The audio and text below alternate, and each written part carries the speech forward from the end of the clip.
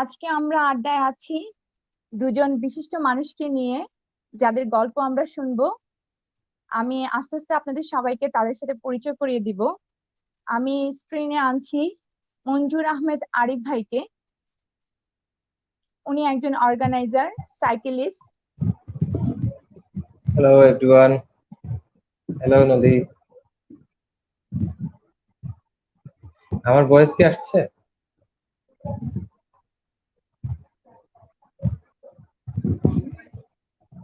আমার ভয়েস কি পাওয়া যাচ্ছে? আরিফ ভাইয়া, কেমন আছেন? হ্যাঁ, আছি আলহামদুলিল্লাহ। আমার কথা কি শোনা যাচ্ছে?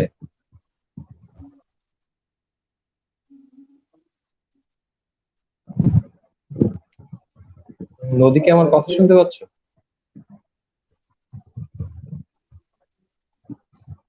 হ্যাঁ, আপনার কথা আমি শুনতে পাচ্ছি। আচ্ছা, হ্যাঁ আমি আছি আলহামদুলিল্লাহ। থ্যাংক ইউ আজকের শোতে ইনভাইট করার জন্য। আপনাকে অসংখ্য ধন্যবাদ সময় দেওয়ার জন্য। এবার আমি আমন্ত্রণ জানাবো দোলা বড়ুয়া। ওনার গুণের অনেক অনেক অনেক গুণের অধিকারিণী, আহ, একজন সাইকেলিস্ট, সঙ্গীত শিল্পী, ব্যাডমিন্টন প্লেয়ার, ফুটবল প্লেয়ার, দোলা বড়ুয়া।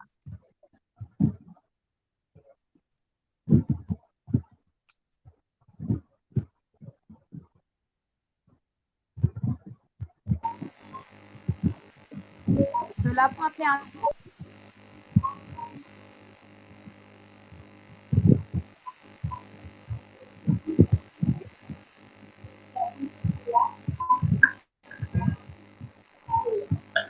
দোলা আপু হ্যালো। কেমন আছেন? হ্যাঁ, ভালো। আপনি কেমন আছেন? হ্যালো আপু, কেমন আছেন? আমার কথা কি শোনা যাচ্ছে? আমি মনে হয় আপনাকে শুনতে পাচ্ছি না। হ্যাঁ, ক্লিয়ারলি শোনা যাচ্ছে। Okay.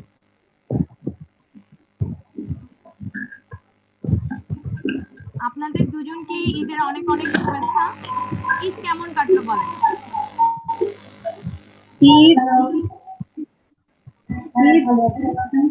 ঈদ বরাবরের মতোই গতানুগতিক।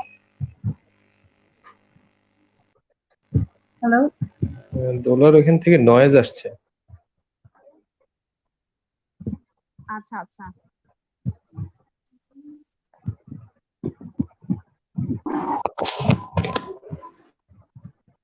ঠিক আছে আরিফ ভাই, আপনি বলেন।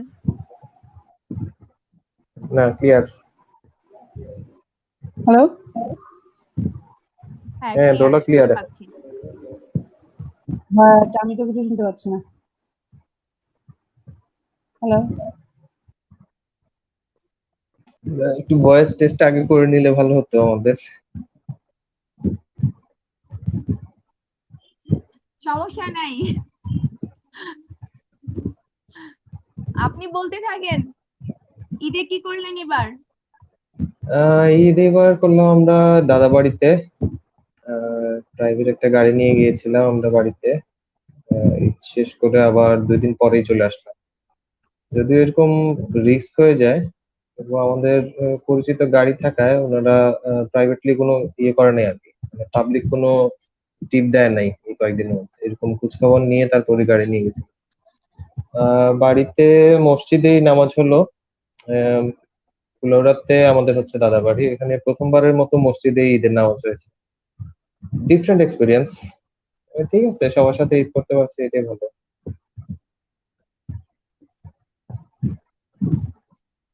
যাক, আলহামদুলিল্লাহ, এটা খুব ভালো খবর যে আপনি বাড়ির সবার সাথে ঈদ করতে পেরেছেন। কারণ আমরা যারা ঢাকায় আছি তাদের অবস্থা তো খুবই খারাপ।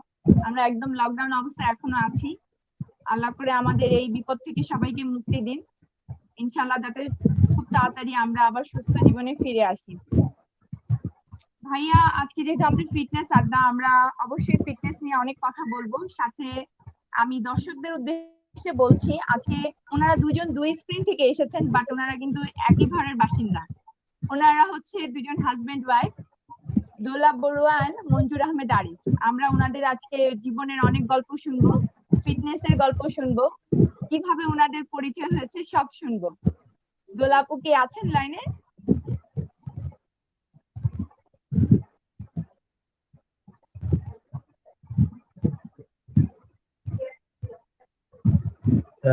দোলা মেবি ব্যাক স্টেজে। হ্যাঁ, আচ্ছা, ওকে আরিফ ভাই, তাহলে আপনাকে দিয়ে শুরু করি। অ্যাড দোলাকে আপনাকে অ্যাড করে আমি নিতে চিনি পারেন। ফার্স্টত একজন অর্গানাইজার হিসেবে। ঠিক আছে, আমরা দোলাপুকে অ্যাড করে নিচ্ছি। ভাইয়া, আমি যতটুকু আপনাকে চিনি সেটা হচ্ছে একজন অর্গানাইজার হিসাবে এ পর্যন্ত সাফল্যের সাথে আপনি অনেকগুলো ইভেন্টে অর্গানাইজ করেছেন, সাইকেল ইভেন্ট এবং রান ইভেন্ট গুলোতে। সিলেটের বড় একটা প্রভাব দেখেছি আমরা। আপনি কি একটু বিশেষভাবে আপনার শুরুটা একটু বলবেন, কিভাবে এটা শুরু হলো আপনার জীবনে, মানে অর্গানাইজার হিসেবে কাজ করার অভিজ্ঞতাটা? অর্গানাইজার হিসেবে আসলে এরকম প্ল্যান করে কোনো কিছু করা হয় নাই কখনো যে আমি আয়োজনই করব, এরকম কোনো কিছু না।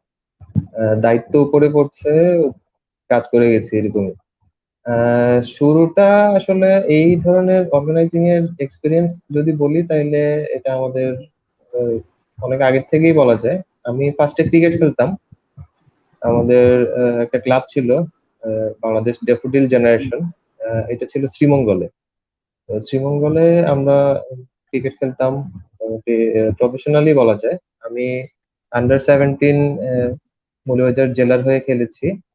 তারপরে তখন সিলেটে যেগুলো বিভাগীয় খেলা হতো ওগুলোতে আসতাম। আর পার্সোনালি হচ্ছে তখন আমাদের ছিল খ্যাপ খেলা।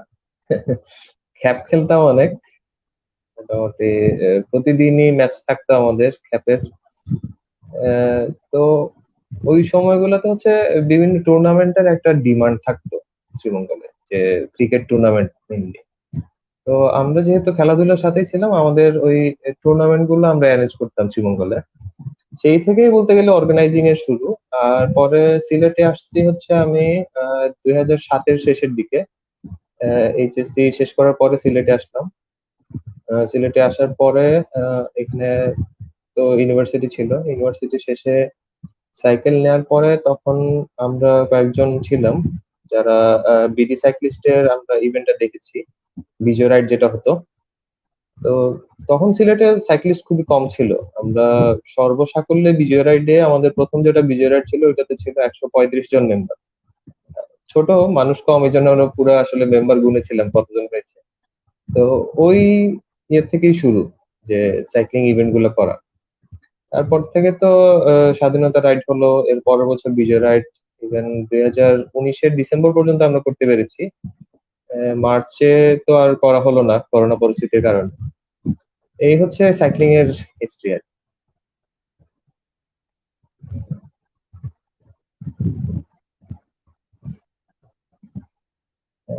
আমি কি আছি অনলাইনে?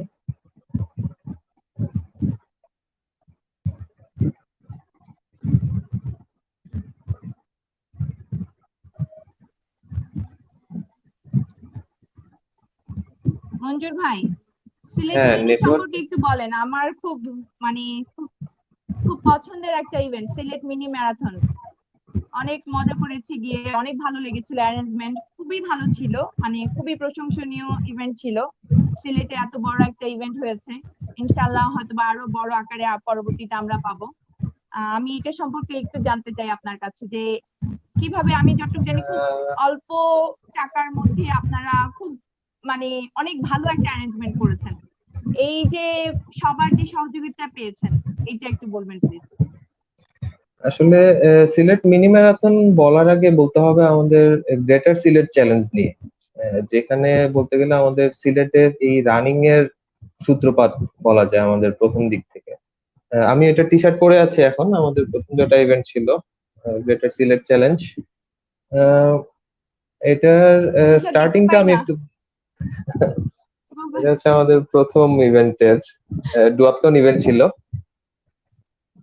এটা কারণ আমরা প্রথমে সবাই হচ্ছে সাইক্লিস্ট ছিলাম। আমরা প্রথমে শুধু সাইক্লিং নিয়েছিলাম, রানিং নিয়ে আমাদের সিলেটে অ্যাটলিস্ট আমাদের যে এখন যে কমিউনিটি আছে এরা কেউই রানিং এর দিকে খুব একটা বেশি ইয়ে ছিলাম না আর কি, আমরা ইনভলভ ছিলাম না। বিডি রানার্স ছিল, আমি নিজেও বিডি রানার্স গ্রুপ আগে দেখিনি, যদিও বিডি রানার্স বিডি সাইক্লিস্টেরও আগের সংগঠন। তো আমরা প্রথম যখন দেখি এটা হচ্ছে ঢাকা চ্যালেঞ্জ নামে একটা চ্যালেঞ্জ হয় ঢাকায়। এটাতে আমাদের সিলেটেরও কয়েকজন গিয়েছিলেন। এটা বিডিসির মাধ্যমে হচ্ছে ওরা জেনেছিল আর কি যে এরকম event। তো ইভেন্ট দেখার পরে আসলে আমাদের প্রথম মাথায় আসে যে না, হ্যাঁ আমরা এরকম একটা ইভেন্ট সিলেটে করতে পারি। তো এটা করতে গেলে অবশ্যই রানিংটা প্রয়োজন, কারণ আমরা সাইক্লিস্ট সবাই, সাইক্লিং আমাদের জানাই আছে, রানিংটাকেও শুরু করতে হবে। ওই সময়টাতে হচ্ছে আমাদের সিলেটের রানিং এর শুরু। আমরা তখন একটা রানিং শুরু করলাম কয়েকজন মিলে এমনিতেই। আমি একেবারে শুরুতে রানিং শুরু করি না, আমাদের আরো কয়েকজন ছিল ওরা রানিং করতো। আমি জাস্ট জয়েন করলাম কিছুটা বুস্ট আপ, প্লাস নিজেরও ভালো লাগতো এই কারণে।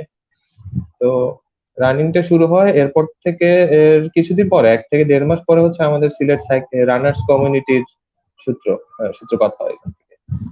তো রানিং শুরু হলো, আমরা সবাইকে রানিং এ ইনফ্লুয়েন্স করতে থাকতাম। আমাদের প্রতিটা পোস্টেই থাকতো এরকম যে আপনি সাইক্লিং করছেন ভালো কথা, সাইক্লিং এর সাথে আপনি রানিংটাও করেন।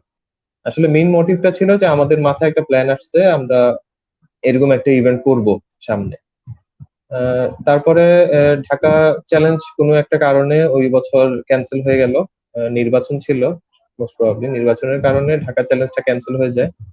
তখন আমাদের সামনে আসলে একটা সুবর্ণ সুযোগ চলে আসে যে হ্যাঁ, এখন হচ্ছে আমাদের সময়, আমরা আমাদের সবাইকে ইন্সপায়ার করতে পারি। তো যেহেতু এর আগে এই ধরনের বড় ইভেন্ট আমরা আসলে করে এক্সপিরিয়েন্স ছিলাম না, আমরা সাইক্লিং ইভেন্ট করেছি, সাইক্লিং রেস করেছি সিলেটে, সিলেট সাইক্লিং কমিউনিটি করেছে, সাস্টেন সাইক্লিস্ট সিলেটে করেছে। তো এই ইভেন্টে হচ্ছে আমরা তখন প্ল্যান করলাম যে না, ডুয়াথলন যেহেতু আমরা ফার্স্টই রিস্ক নেওয়া ঠিক না, আমরা শুরু করলাম যে তাহলে আমরা আমাদের সিলেট বিভাগের যারা আছি আমরা সবাই মিলে এটা করব।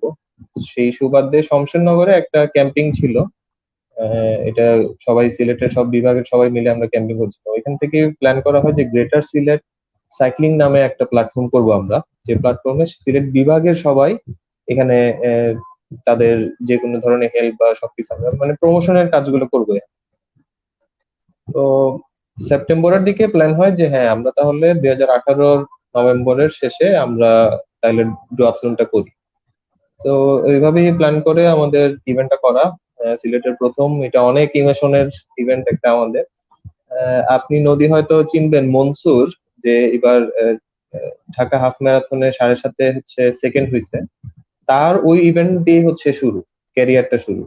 আমাদের এরকম সিলেটে অনেক অ্যাথলেট যারা প্রথম এখন অনেক ভালো করছে, তাদের সবারই স্টার্টিংটা হচ্ছে এই ইভেন্ট থেকে। ঢাকায় যেরকম অনেকেই এক্সপিরিয়েন্স শেয়ার করার জন্য যখন বলে, তখন বলে যে ঢাকা চ্যালেঞ্জ থেকে আমাদের শুরু। আমাদের সিলেটে যারা অ্যাথলেট আছে তাদের সবার শুরু হচ্ছে এই গ্রেটার সিলেট চ্যালেঞ্জ থেকে। তো এইভাবেই আমাদের আসলে শুরু। এটাতে 79 জন পার্টিসিপেন্ট ছিল, সবাই সিলেটের, আহ সিলেট বিভাগের বলতে গেলে। তারপর থেকে তো আর আমরা এর পরের বছরই মার্চে হলো হচ্ছে ঢাকা হাফ ম্যারাথন, ওখানে আমরা গেলাম ঢাকা হাফে। আমার ভিডিও কি চলে গেল somehow? না ভাইয়া, আপনি আছেন, আচ্ছা। সাথে আপনার ছবিও আসছে। আমরা কিছু দর্শকদের আপনাদের ছবি দেখানোর চেষ্টা করছি। আচ্ছা, তো ওই আপনি কন্টিনিউ ঢাকা করেন। ঢাকা হাফ ম্যারাথন হলো। ঢাকায় আমরা অনেকেই তখন সিলেট থেকে গিয়েছিলাম, আমরা ইন টোটাল সিলেট বিভাগ থেকে প্রায় 16 জনের মতো। ঢাকা হাফ 2019-এ আমরা ওই ইয়াতে জয়েন করি। তখন একেবারে ইনএক্সপিরিয়েন্স ছিলাম। আনিসা তখন হচ্ছে থার্ড হয় আমাদের সিলেটের মধ্যে, সিলেটে একটাই রেজাল্ট ছিল আমাদের। আহ এরপরে হচ্ছে আমাদের ম্যারাথনের ইয়েটা মাথায় আসে যে হ্যাঁ, আমরা এখন মোটামুটি রেডি, আমাদের অনেক অনেক রানার হয়েছে। আর আমরা যদি আমাদের এই রেজাল্টটা ধরে রাখতে হয়, সিলেটের বাইরে কোথাও যদি আমাদের রেজাল্ট আনতে হয় সিলেটের জন্য, সেক্ষেত্রে আমাদেরকে নিজেদের তৈরি হতে হবে। ওই হচ্ছে আমাদের ব্যাকগ্রাউন্ড সিলেট মিনি ম্যারাথনের, যে কেন সিলেট মিনি ম্যারাথন আমরা অ্যারেঞ্জ করার প্ল্যান করেছিলাম। তো এইভাবেই ম্যারাথনের প্ল্যান, আমরা সবাই মিলে বসলাম, প্রায় 50-60 জনের মতো সিলেটের যারা রানিং করে, সবাই মিলে বসে আমরা ফার্স্টে প্ল্যান করি যে হ্যাঁ, আমাদের একটা ম্যারাথন ইভেন্ট দরকার আমাদের নিজেদের ডেভেলপমেন্টের জন্য। পরবর্তীতে সবাই বললো যে না ভাই, আমরা এবার শুধু আমরা দৌড়াবো না, আমরা চাই আমাদের এখানে আরো যারা পার্টিসিপেন্ট আছেন আমাদের বাংলাদেশে সবাই আসুক। কারণ স্পোর্টস এমন একটা জিনিস, নিজেরা প্র্যাকটিস একটা জিনিস, আর অন্য একজন যদি ভালো অ্যাথলেট পাশে থাকে, তাকে দেখে অনেক কিছু শেখাতে। তো সবার ডিমান্ড ছিল, আর আমাদের তো আর অবশ্যই প্ল্যান আমরা পুরো বাংলাদেশ নিয়ে করার, ওই সুবাদেই শুরু। ফিনান্সিয়াল সাপোর্ট সত্যি কথা বলতে এটা শুধু আমাদের না, আমরা দেখেছি যে ঢাকা হাফে হ্যাঁ অনেক ভালো স্পন্সর ওরা পেয়েছে, কিন্তু বাংলাদেশের স্পোর্টস ইভেন্টে স্পন্সর পাওয়াটা অনেক টাফ। এটা আসলে অনেক টাফ, আমরা ওই স্পন্সরটা ঠিকভাবে পাইনি, যে কারণে আমাদের খুবই কষ্ট হয়েছে একটা ইভেন্ট করতে।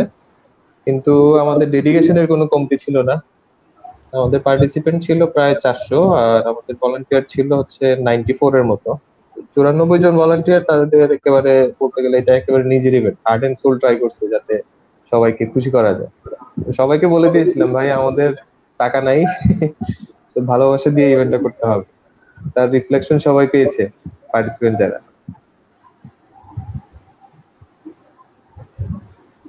হ্যাঁ, বেশ ভালো ছিল ইভেন্টটা। আপনি যেটা বললেন মানে ভলেন্টিয়ারের কথা, এটা খুব একটা ভালো বিষয় ছিল, কারণ আমি নিজে ফিল করেছি ভলেন্টিয়ার সাপোর্টটা ওই সময় আমরা কত ভালো পেয়েছি। একদম আমরা মানে বাস স্ট্যান্ডে নামা থেকে শুরু করে ফুল সাপোর্টটা আপনাদের ছিল একদম ফিল্ডে যাওয়া পর্যন্ত।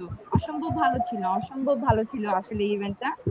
আমি ভাইয়া যেটা বললেন যে স্পোর্টস পার্সনের অ্যাক্টিভিটি নিয়ে একটু কথা বলছিলেন, যে রানিং এন্ড সাইকেলিং, এটা আসলে আবার যদি একটু বলতেন, কারণ আমরা কিন্তু অনেক সময় এখন বুঝছি যে একদম মানে যখন আমরা করছি যে ফিল্ডে নামছি, আসলে একটা অ্যাক্টিভিটি কিন্তু সবসময় মানে বডির জন্য ঠিক না। ভেরিয়াস অ্যাক্টিভিটি করতে হয় যাতে আপনার বডিটা ফিট থাকে, আরো এনার্জেটিক হয়। সো এই বিষয়ে আপনি একটু বলেন যে এই যে সাইকেলিং এন্ড রানিং আপনার ফিটনেস কে কিভাবে এটা হেল্প করছে। আমি পার্সোনালি এই মুহূর্তে খুব একটা ফিজিক্যালি ফিট না, আমি এটা স্বীকার করি। আমার বিএমআই হচ্ছে 28, এটা 25 এর নিচে আনতে হবে। মানে আমার স্বাস্থ্য সম্পর্কে আমি সচেতন আছি, যদি আমার স্বাস্থ্য তুলনামূলক একটু বেশি। আসলে রানিং এমন একটা জিনিস, আমি যতগুলো স্পোর্টস এখন পর্যন্ত খেলেছি, ভলিবল খেলছি আমি, ক্রিকেট তো প্রফেশনালি খেলতাম, ফুটবল খেলতাম, ফুটবল তো আর ছিল, অন্য যে কোনো স্পোর্টসে রানিংটা কিন্তু হচ্ছে একটা প্র্যাকটিসের মাধ্যম। আপনি যে কোনো স্পোর্টসেই থাকেন, আপনার রানিং করতেই হবে। আর যেহেতু ম্যারাথন অনেক আগের হলেও এখন ম্যারাথন ইভেন্টটা মোটামুটি একটা পরিচিত একটা ইভেন্ট আমাদের দেশে। তো রানিং এর আসলে কোনো বিকল্প নাই, আপনি রানিং করতে হবে। আর সাইক্লিং করার ক্ষেত্রেও শুধুমাত্র সাইক্লিং করেই আসলে হয় না, আপনার বডি ফিজিক্যালি ফিট করতে হলে আপনার ডায়েট যেরকম দরকার, এরকম রানিং এরও প্রয়োজন আছে, হালকা পাতলা, এত বেশি একজন একটা ফুল ম্যারাথন দেওয়ার জন্য যে পরিমাণ আপনার প্র্যাকটিস প্রয়োজন, ওইরকম প্র্যাকটিসের প্রয়োজন নাই সাইক্লিং এর ক্ষেত্রে। কিন্তু রানিং করা উচিত সবার, যে কোনো ধরনের স্পোর্টসে রানিংটা মাস্ট, এটা আমি মনে করি।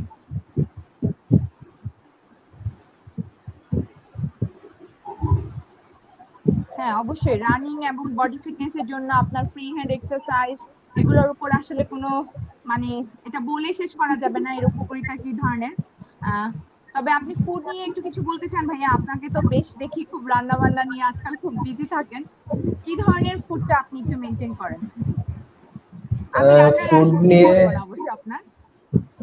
যেহেতু দোলা এখানে আছে, আমি ফুড নিয়ে কিছু বলতে চাই না। আমার ডায়েট চলছে, আমরা গত কয়েকদিন থেকে ডায়েটিং এর মোটামুটি একটা চার্ট ফলো করছে আমাদের একটা জাহাঙ্গীর কবির স্যারের। এটা বেশি দিন হয় নাই, আচ্ছা। 10-12 দিন হবে। এমনিতে চেষ্টা করি কম খাওয়ার, এতটুকু, আর কিছু না। মানে আমি আমি যেহেতু ফ্যাটি, আমি ওভারওয়েট, আমি ফুডিং নিয়ে খুব একটা বেশি না বলাই ভালো, আমি মনে করি।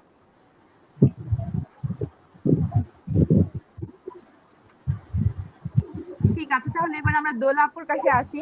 অনেকক্ষণ ধরে ওনাকে নেটওয়ার্কে পাচ্ছিলাম না। দোলাপু, আবারও জিজ্ঞেস হ্যাঁ করছি হ্যাঁ কেমন আছেন? হ্যাঁ, আলহামদুলিল্লাহ আমি অনেক ভালো। আপনাকে অনেক সুন্দর লাগছে দেখতে। আমি গত ঢাকা হাফ ম্যারাথনে মেবি আপনাকে দেখেছিলাম। আপনি যে প্রেডিক্ট করছিলেন কে ফার্স্ট সেকেন্ড থার্ড হবে ফিমেলদের মধ্যে। সো আমি আরিফকে বলছিলাম যে আমি ওনাকে দোলাপু, দেখেছি। আপনি কি শুনতে পাচ্ছেন? হ্যাঁ, আমি শুনতে পাচ্ছি। আমার কথা কি শোনা যায়? আমি শুনতে পাচ্ছি। যদি আপনি শুনতে পাচ্ছেন? বাট দোলাপুর ভয়েসটা আমার কাছে আসছে না। আপনারা দুইজন স্ক্রিন থেকে গিয়ে আবার আসতে পারেন।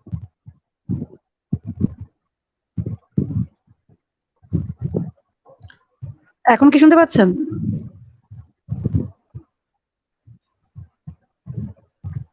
হ্যালো। আমি এখনো শুনছি দোলার কথা।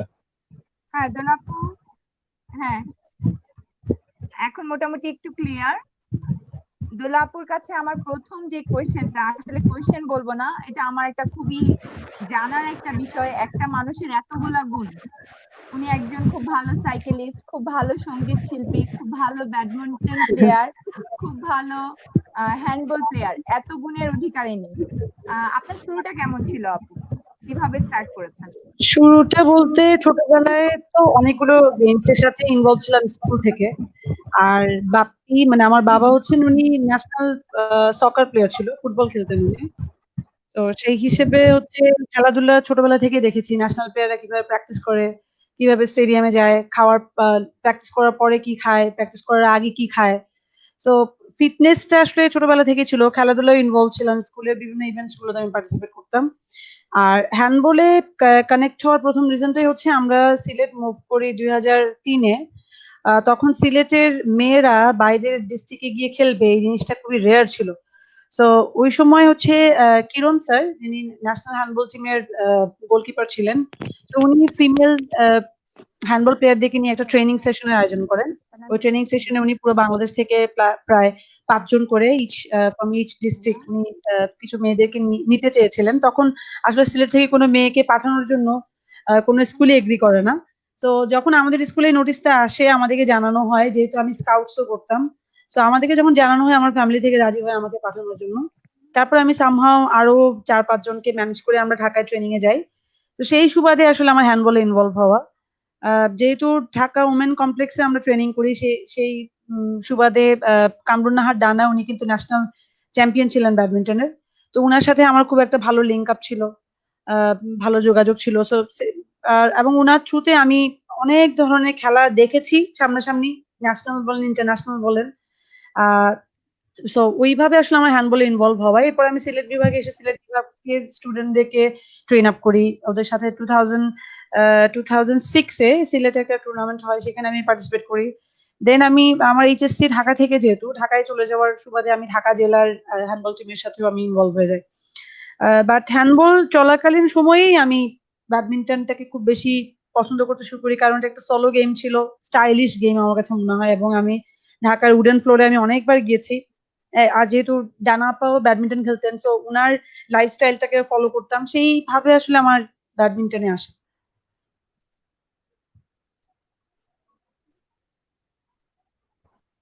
আমার কথা কি শোনা যায়? হ্যাঁ, ক্লিয়ার। স্ক্রিন শেয়ার মাঝখানে হচ্ছে এই জন্য একটু ইয়ে হয়েছে, মাঝখানে লোডিং। মনে হচ্ছে আমি নাই হয়ে গেছি। নদী আপু কি আমার কথা শুনতে পাচ্ছেন?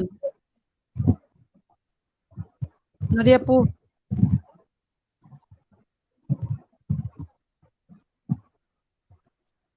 হ্যালো। হ্যাঁ, লাইভে শোনা আপু আমি যাচ্ছে। শুনতে পাচ্ছি।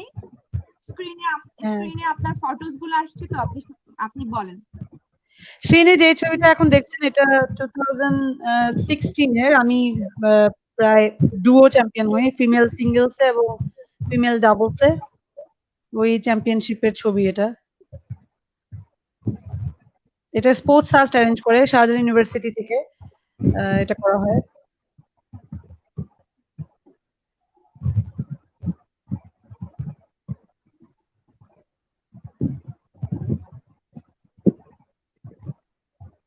আর এর পরবর্তীতে রিসেন্টলি ব্যাক টু ব্যাক আমি 2019 এবং 2020-তে দুটো, হ্যাঁ এই যে এই ছবিটা হচ্ছে আমার ইস্ট ওয়েস্ট ইউনিভার্সিটিতে পার্টিসিপেট করা, এবং আমি মেট্রোপলিটন ইউনিভার্সিটিকে রিপ্রেজেন্ট করি সেখানে, এবং আমি রানার আপ হই।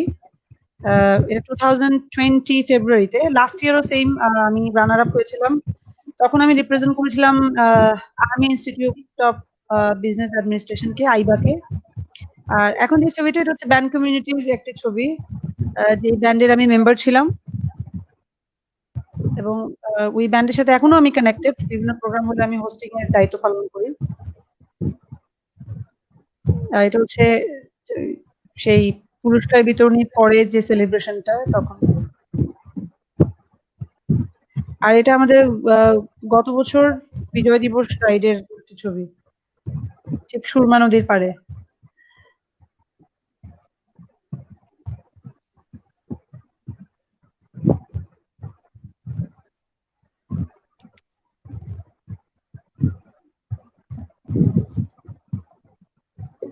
আপু এত অ্যাচিভমেন্টে আপনার কাছে কি মনে হয় কোনটা আপনি বেশি পরিচিত হতে পছন্দ করেন, as a singer or cyclist or shuttler? আসলে চারোটা ব্যাপারই তো টোটালি ডিফারেন্ট। একটা হচ্ছে সাইক্লিং হচ্ছে আমার আইডেন্টিটি। এক হিসেবে বলতে গেলে ধরেন মানে সিলেটের রাস্তায় মেয়েরা কিছু একটা চালাবে, এই চেঞ্জটা আমি চেষ্টা করেছিলাম আনার। আমি জানি না কতটুকু এনেছি, বাট আমি খুব প্রাউড ফিল করি যখন দেখি মেয়েরা সাইকেল চালায়। এটা একটা আলাদা পরিচিতি। আর সিঙ্গিংটা আমার রক্তে মিশে আছে, মানে গান ছাড়া আসলেই মনে হয় না আমি বাঁচতে পারবো। সো সেই হিসেবে এটাও আমি ছাড়তে পারবো না। আর ব্যাডমিন্টন হচ্ছে পুরোটাই আমার ফিটনেসের জন্য। আমি যেহেতু ওইভাবে আমি রানিংও করি না, প্লাস ওইভাবে একটা টাইম ধরে এক্সারসাইজ আমার করা হয় না। তো আমি যখনই ব্যাডমিন্টন খেলতে যাই ৩-৪ ঘন্টা আমি ব্যাডমিন্টনে দেই। ওই ক্ষেত্রে আমার আসলে ফিজিক্যাল এক্সারসাইজটা হয়ে যায়। সে কারণে ব্যাডমিন্টন ছাড়াও আসলে চলা সম্ভব না। আর হ্যান্ডবল এখন আমি আসলে টোটালি খেলি না। মাঝে, মাঝে আমি সিলেট বিভাগের কিছু খেলা হলে আমি তখন সেখানে কোচিং এর দায়িত্বটা পালন করি। আদারওয়াইজ আমি হ্যান্ডবলের সাথে আসলে কোনোভাবেই এখন ইনভলভ না। সো সবগুলোই আসলে আমার আমার আমার সাথে ওতপ্রোতভাবে জড়িত। আমি কোনটা ছেড়ে কোনটাকে আসলে চুজ করা আমার কাছে খুবই টাফ।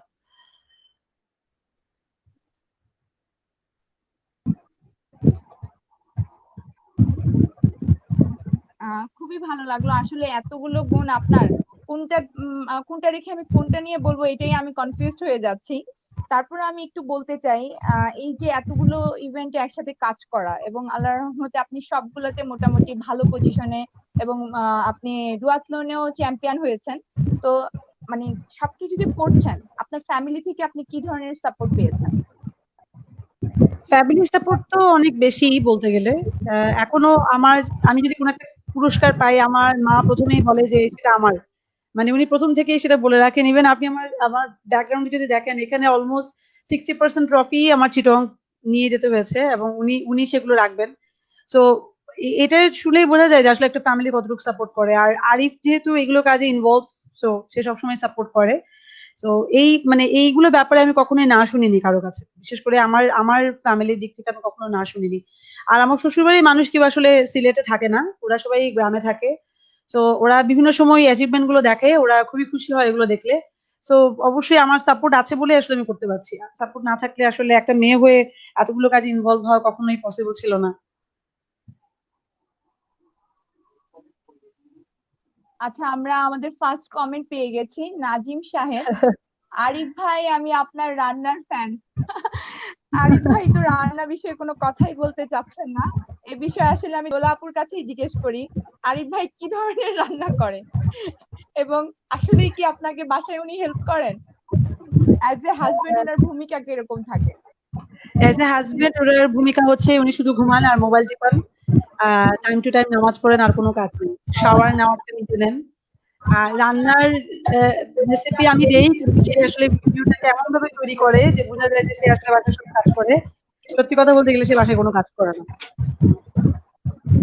ঠিক এই কারণে আমি আসলে কোনো রিভিউ দেই নাই, মানে এই জায়গায় কোনো কিছু ইয়ে করা যাবে না।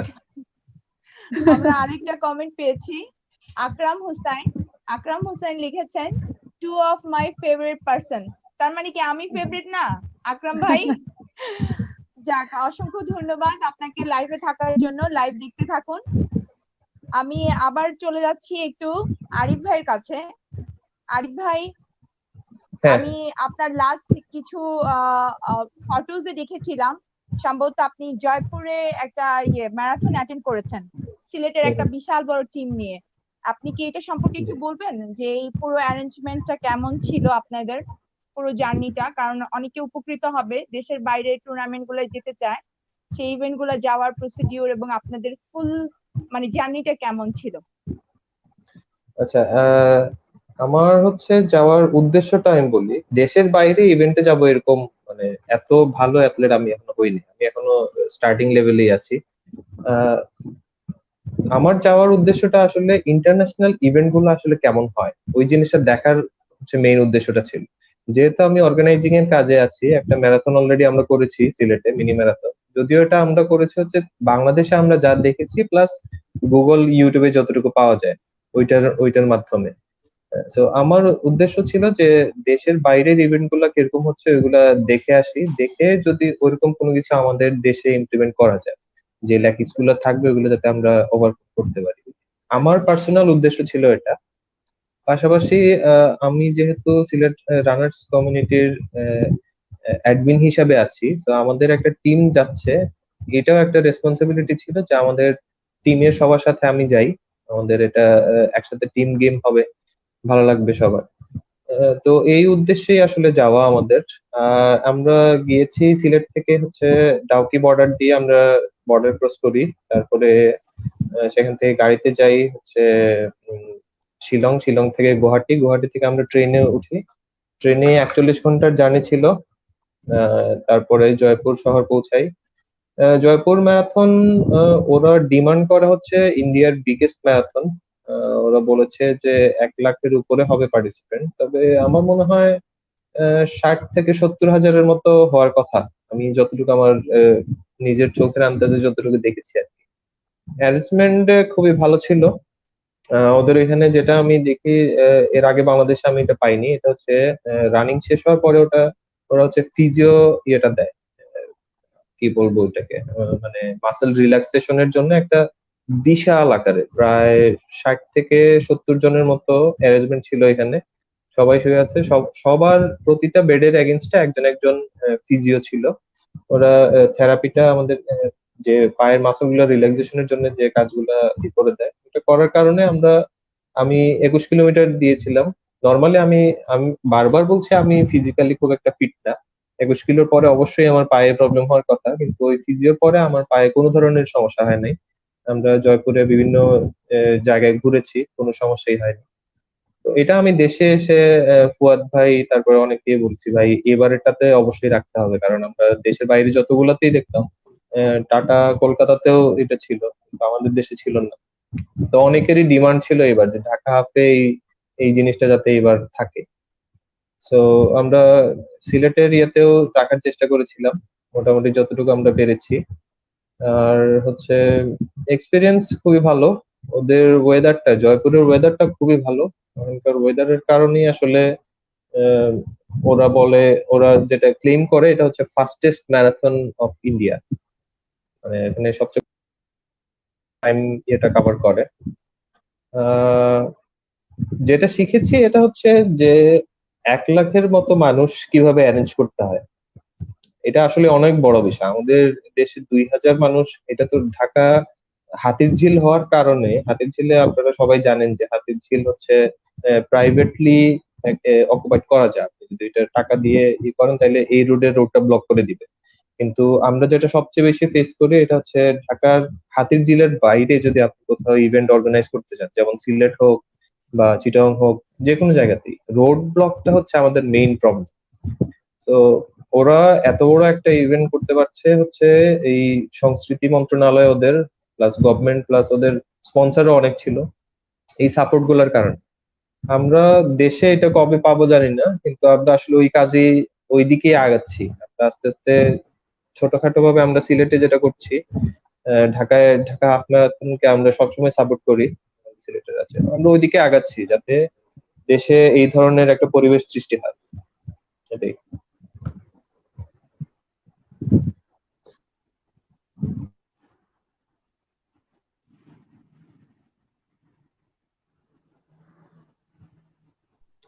নদীর ভয়েস মেবি মিউট করা, আপনার ভয়েস মিউট করা মেবি।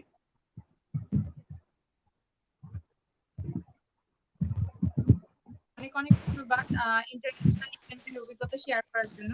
আমি এবার একটা কমেন্টস পড়ছি।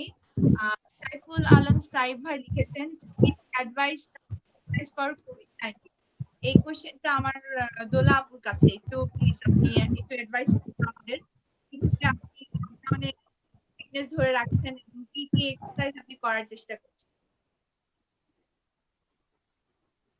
আচ্ছা, সো এক্সারসাইজ বেসিক্যালি হচ্ছে ফিটনেসের জন্য আমি করছি। আমি জানি না সে কেন কোভিড-19 এর স্পেসিফিক কোনো এক্সারসাইজ আছে বলে আমার জানা নেই। যদি কোভিড আক্রান্ত হয়ে থাকেন সেক্ষেত্রে আফটার কোভিড-19 এর কিছু খাবার দাবার মেনটেন করতে হয়, সাথে কিছু মেডিসিন নিতে হয়। বা শুধু ফিটনেসের, আমি শুধু ফিটনেসের এক্সারসাইজ গুলো নিয়ে আমি বলতে চাই, যেটা হচ্ছে যে প্রতিদিন অ্যাটলিস্ট যদি পসিবল হয় আপনারা 30 to 40 মিনিটস হাঁটার চেষ্টা করবেন। সেটা বাড়ির ছাদেই হোক অথবা বাড়ির সামনেই হোক, ডিস্টেন্স মেনটেন করে। আর হচ্ছে যে কিছু প্রাণায়াম করা যায়, যেহেতু কোভিড-19 এর ভাইরাসটা আপনারা জানেন যে সেটা আমাদের মুখ, চোখ অথবা কানের অথবা নাক দিয়ে আসলে শরীরে প্রবেশ করার পসিবিলিটি সবচেয়ে বেশি। সেক্ষেত্রে আপনারা কিছু প্রাণায়াম করতে পারেন। প্রাণায়াম অনেকগুলো বেসিক্স প্রাণায়াম আছে। আপনারা নাকের কিছু প্রাণায়াম আছে, গলার কিছু প্রাণায়াম আছে, কানকে ক্লিয়ার রাখার কিছু প্রাণায়াম আছে। ওই প্রাণায়ামগুলো সার্চ করলে ওগুলো পেয়ে যেতে পারেন। আর অথবা যদি আপনারা লিস্ট চান, আমি অথবা প্রাণায়ামগুলো করে আপনাদেরকে ভিডিও দিতে পারি। খুবই সিম্পল প্রাণায়াম। আমি একটা যদি এক্সাম্পল দেখাই, সেটা হচ্ছে যে আপনারা মানে হাঁটু গেড়ে বসার পরে জাস্ট ডান, আমি বৃদ্ধাঙ্গুলি দিয়ে আমি জাস্ট যদি ডান নাকটা প্রেস করি, সেক্ষেত্রে আমি বাম নাক দিয়ে শ্বাসটা নিব। তো সেক্ষেত্রে এটা এরকম করা যেতে পারে।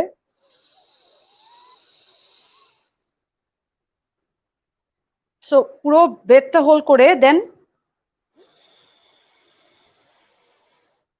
বাম নাকটা প্রেস করে ডান নাক দিয়ে এটা ছাড়া যাবে যতটুকু পর্যন্ত নেওয়া যায়, মানে আপনার লাং যতটুকু বাতাসটা হোল্ড করতে পারে ততটুকু নিয়ে না। এটা প্রতিদিন 10 মিনিট করার পরে আপনি যদি গরম পানি খান হাফ লিটারের, জাস্ট লেবুর রস দিয়ে, এটা খুব ভালো কাজ করে। এটা বোধ আপনার গলার জন্য প্লাস নাকের নাসালের জন্য খুব ভালো কাজ করে। এবং এটা আপনারা রেগুলার করতে পারেন এই সিচুয়েশনে, যারা সবসময় ঘরেই থাকেন। আর যে কমেন্টটা লিখেছে সাইফুল, আমার খুব ভালো একজন ফ্রেন্ড, সে একজন সাইক্লিস্ট ছিল, বাট আমার দেখার মতো সবচেয়ে আনফিট একজন মানুষ, যে শুধু আসলে খাওয়া দাওয়াই করে, কোনো এক্সারসাইজ করে না। সো তার জন্য আমার রেকমেন্ডেশন থাকবে 30 থেকে 40 মিনিট যদি একটু হালকা রানিং করা যায়, রানিং করার পর যদি শাওয়ার নিয়ে নেওয়া যায়, সেক্ষেত্রে খুব ভালো কাজ করবে। আর সিট আপটা খুব ভালো কাজ করে। পুশ আপ আর সিট আপটা প্রতিদিন 3 সেট করে যদি দেওয়া যায়, 15 বার গুনে গুনে, 15 সেকেন্ড বলা যায়, অথবা 15 পয়েন্ট গুনে গুনে যদি 3 সেট দেওয়া যায় সকালে অথবা রাতে, এটা খুব ভালো কাজ করে। আমি দেখেছি পুশ আপ আর সিট আপটা খুব ভালো কাজ করে। এছাড়া প্লাঙ্কটা যদি হোল্ড করা যায়, প্লাঙ্কটাও good, but I use to avoid the plank because I don't like it, I don't know why. আমি প্লাঙ্কটা খুব কমই করি। তবে আমি ওই যে পুশ আপ সিট আপ খুব পছন্দ করি, হালকা রানিং আর গরম পানি, এটা আর প্রাণায়াম গুলো আমি করার চেষ্টা করি।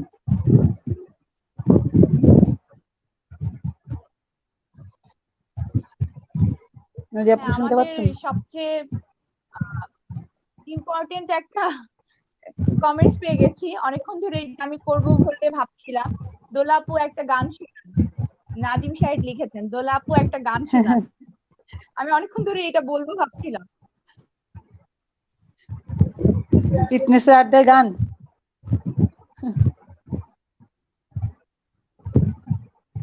আচ্ছা, যিনি রিকোয়েস্ট করেছেন ওনাকেই ডেডিকেট করছি।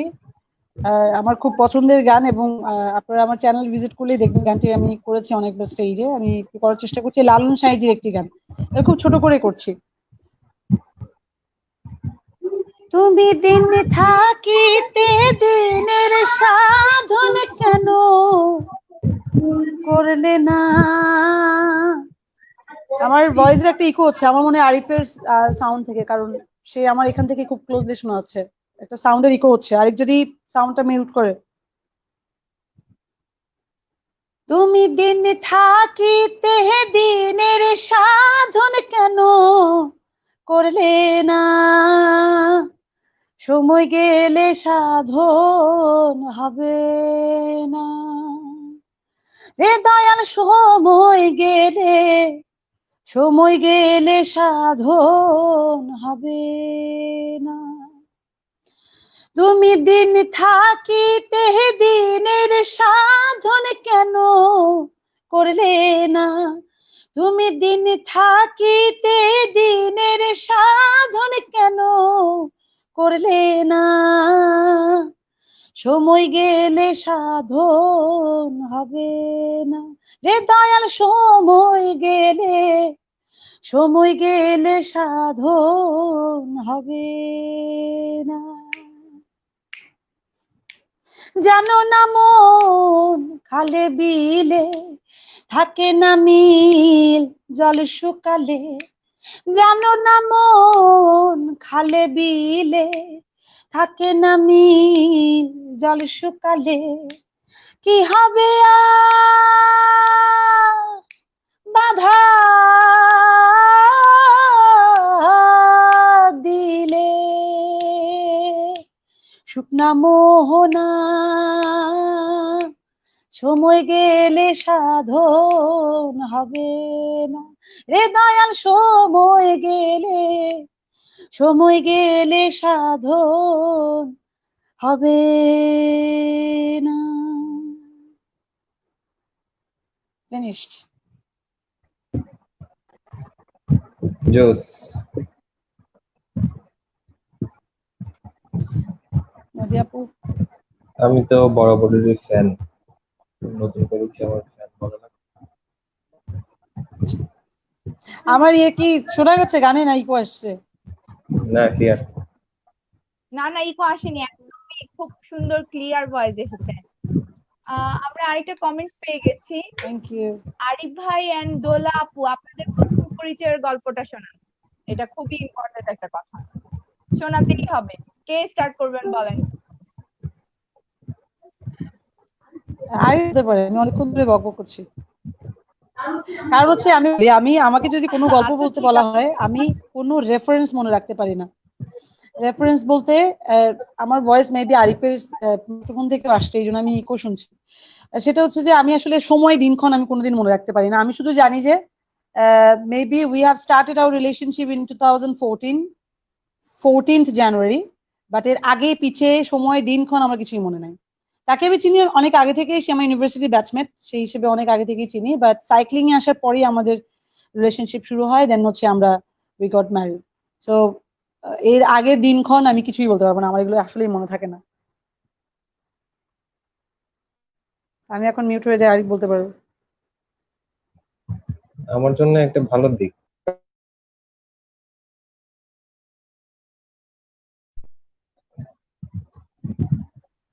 আমার কথা কি শোনা যাচ্ছে এখন? নদী আপু, তোমার কথা শোনা যায়, নদী আপু স্ক্রিনে থাকলে ভালো হয়। তোমার সাথে তো ডেইলি আমি দেখে দেখে কথা বলি, আবার তোমার দেখে তোমার কথা শোনার তো আমার কোনো দরকার নেই। নদী আপু,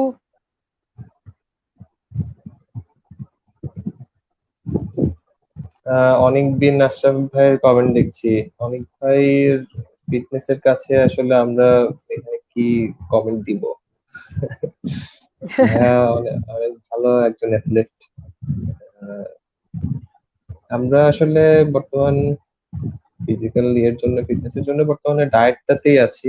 বাসায় আসলে বোর লাগতেছে এতদিন থেকে। এক্সারসাইজ প্রথম দিকে কিছুদিন করেছিলাম, এতদিন কন্টিনিউ করা হয় নাই। এখন একটু বোর লাগতেছে, এই কারণে ফিজিক্যাল এক্সারসাইজ গুলো খুব একটা করা হচ্ছে না। ডায়েটের দিকেই আছি। আচ্ছা, আমি নদীর কোশ্চেনে যাই। নাজিম শাহেদ।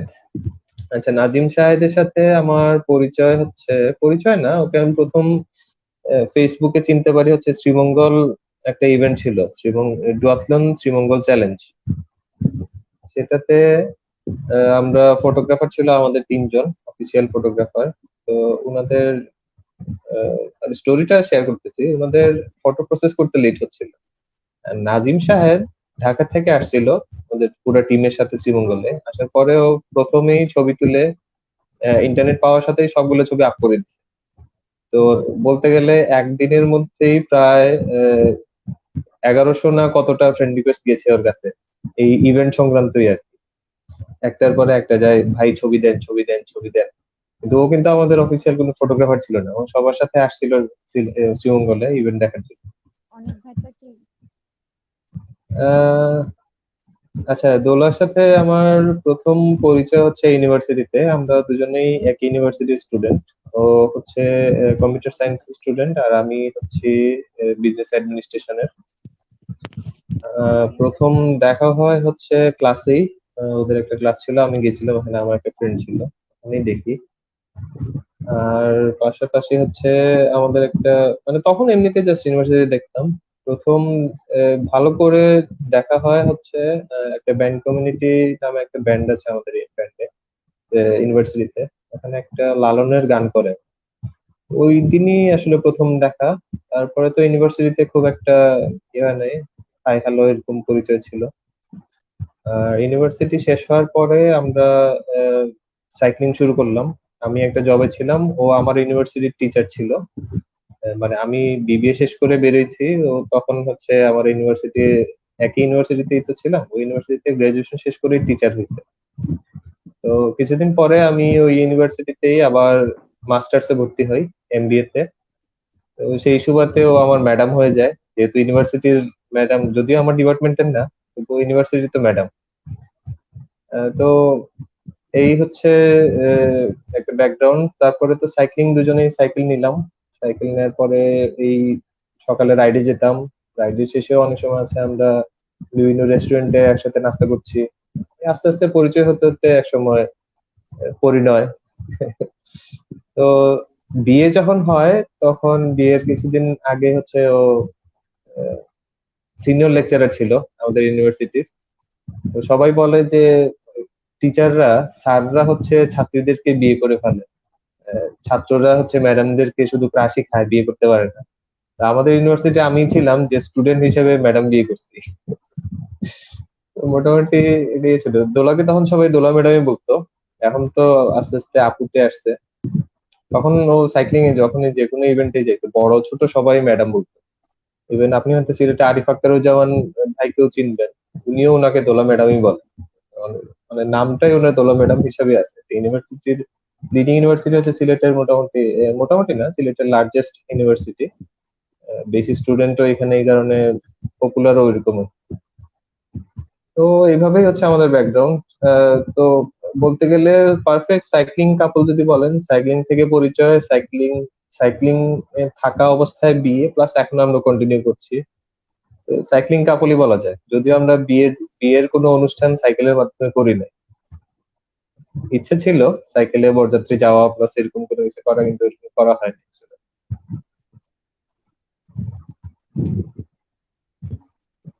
এটা কি আকরাম? আকরাম হচ্ছে আমাদের খুবই ক্লোজ ফ্রেন্ড। হ্যাঁ, দোলার সাথে হ্যাঁ আমার বাইক বড় এক্সচেঞ্জ একটা হয়। হ্যাঁ, ও আমার মোটর বাইক চালায়, আমি দোলার বাইক নিয়ে ঘুরি। এন্ড আমারও অনেক ইচ্ছা হয় ওদের বাইক চালাতে, কিন্তু আমি তো ওদের মতো এত ফিট না। টিপস খাওয়া বন্ধ কর বন্ধু, এত খাইলে জীবনেও ফিট হবি না।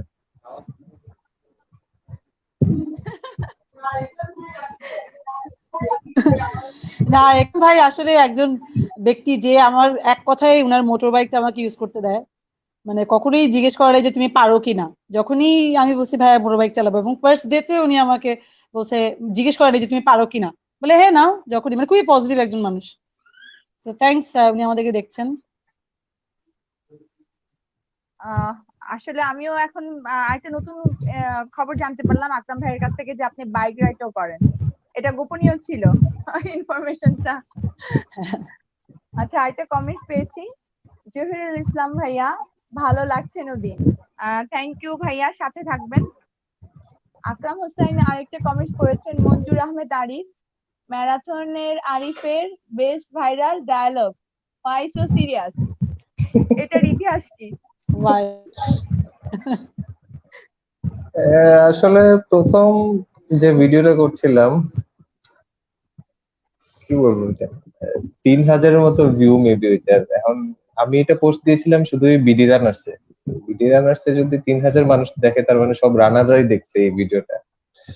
তো এই কারণে আসলে ভাইরাল হয়েছে। আমি জুতার ফিতা খুলে গেছিলাম ঢাকা হাফে। তো ফিতা বাঁধার জন্য বসছি, তখন একজন যাচ্ছে আমাদের সিলেটেরই, বলছে কি হয়েছে, আসেন না কেন?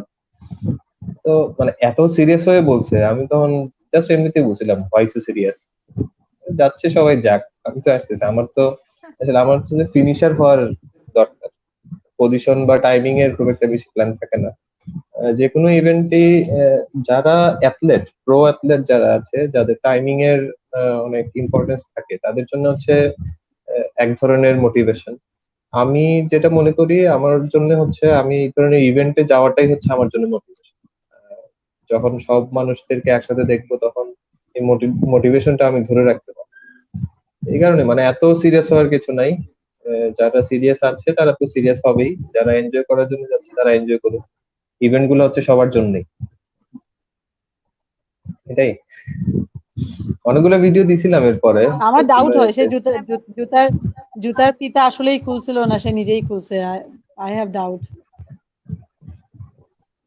এর আরেকটা বিশাল কমেন্ট আমি পড়ি। জুয়েল কর্মকার ভাই জানতে চেয়েছেন, সমসাময়িক আলোচনাটি ভালো লাগলো, করোনা ভাইরাস প্রকোপের পরবর্তী সময়ে বাংলাদেশের রানিং ইভেন্ট গুলো কতটুকু প্রভাবিত হতে পারে, আগামী ইভেন্ট গুলো আয়োজনে কি ধরনের জটিলতা হতে পারে বলে আজকে আলোচকগণ মনে করেন? এটা আসলে আহ, অনেক ইম্পর্টেন্ট একটা কোয়েশ্চেন, প্লাস আসলে অনেক কঠিন কোয়েশ্চেন আমি বলবো। কারণ আমরা জানি না আগামী দিনগুলো কি আসছে। ম্যারাথন ইভেন্টে প্রথম স্টার্টিংটা যেটা হয়, আমরা যতগুলো ইভেন্ট এখন পর্যন্ত দেখেছি, যে স্টার্টিং এর সময়টাতে একটা গাদাগাদি হয়। এটা ছেলে হোক মেয়ে হোক, এটা কোনোভাবেই কিছু করার নেই। রানিং স্পোর্টস যেহেতু, এখানে ছেলে মেয়ে কোনো কিছু ধরা হয় না। তো এখন যেটা প্রবলেম হচ্ছে সোশ্যাল ডিস্টেন্সিং এর যেটা ব্যাপার, এই সময়ে ম্যারাথনটা আমার মনে হয় আরো টাইম লাগবে আমাদের শুরু করতে। আমরা অনেকেই দেখছি যে বোস্টন ম্যারাথন, যেটা 124 বছরে কোনোদিন স্টপ হয় নাই, যে কোনো ওয়েদারই হোক, সেটাও পোস্টপোন হয়েছে। সেপ্টেম্বরে ছিল, সেপ্টেম্বর থেকে মনে হয় এখন ক্যান্সেলই হয়েছে এবার। তো জানি না কি ধরনের কি হবে, দেখা যাক। তবে আমরা যেটা করতে পারি এখন, আমরা যদি পারি তাহলে রিলে রেস করতে পারি। এটা আমার কাছে একটা অল্টারনেটিভ অপশন মনে হয়। রিলে রেস যদি করি তাহলে এন্টারটেনমেন্টও হলো, একটা লিমিটেড মানুষ থাকবে। দর্শক যারা আসলো তারা না হয় গ্যাপ দিয়ে বসলো, যারা পার্টিসিপেন্ট আছে তারা রিলে রেস করলে মোটামুটি একটা ভালো এনজয়মেন্ট হবে। আর এই ইভেন্টটা কিন্তু ওয়ার্ল্ড ওয়াইড অনেক পপুলার, আমরা দেশে এটা আমরা শুরু করতে পারি। আর সাইক্লিং এর ইভেন্টে মনে হয় না কোনো ধরনের সমস্যা আছে, সাইক্লিং এর ইভেন্ট গুলো করা যাবে। ম্যারাথন নিয়ে আসলে এটা এটা দেখা যাক, এটা সময় বলে দিবে আমরা কি করতে পারি। আর জটিলতা যেটা জানতে চাচ্ছিলেন আপনি, আমার কাছে যেটা মনে হয় জটিলতা হওয়ার আগে যখন রেজিস্ট্রেশনটা করা হবে সেক্ষেত্রে যদি আমরা কিছু ফিল্টার করে নেই, যেমন এখন পুরোটাই ওপেন, বয়স কোনোটা মেজার করছে না কিংবা পুরোটাই ওপেন যে বিভিন্ন জায়গা থেকে, তো সেক্ষেত্রে আমরা যদি কিছু ফিজিক্যাল মেজারমেন্ট প্লাস রিসেন্টলি কবে অসুস্থ হয়েছে কিংবা আগে কোনো হিস্ট্রি আছে কিনা করোনা ভাইরাসে আক্রান্ত হওয়ার, এরকম কিছু ফিল্টার যদি করে নেওয়া যায়, ইভেন্ট করা সম্ভব। আর ইভেন্ট গুলোতে স্পেস এর যে ব্যাপারটা, যেমন ধরেন লেন ফিক্স করে দিয়ে যদি করা যায়, রানিং ইভেন্ট গুলো করা যায়। আর সাইক্লিং এ আসলে কোনো প্রবলেম হওয়ার কথা না, যেহেতু সাইক্লিং এ সবাই সাইকেলের উপর থাকবে, একটা সাইকেল থেকে একটা সাইকেলের ডিস্টেন্স কিন্তু অলমোস্ট 2 ফিট, 2 ফিট থেকে বেশি থাকে। তো সেক্ষেত্রে সাইক্লিং ইভেন্টে জটিলতাটা মনে হয় না ওরকম আসবে। তারপরেও আমার মনে হয় না এখন কোনো ইভেন্ট অর্গানাইজাররা কোনো কিছু অর্গানাইজ করবে, কারণ এটা আসলে পিপল গ্যাদারিং এরটা এখন খুবই রিস্কি। তো আমি জানি না কবে নাগাদ এটা আসলে পুরোপুরি নর্মাল হবে।